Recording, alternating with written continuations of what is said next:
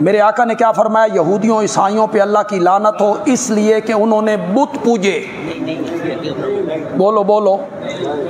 उन्होंने बना लिया अपने अपने नबियों की कब्रों को मसाजिदा, जोर से बोलो, जोर से बोलो, सजदा गाह। बंदियालवी बाज बातें बड़े दर्दे दिल से करता है।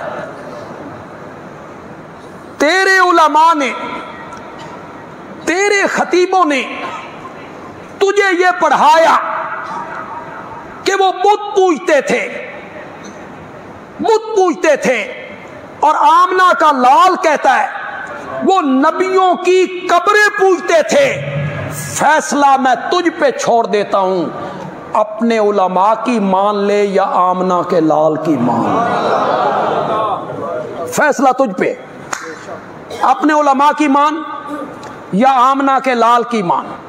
ये कहना कि वो बुत पूजते थे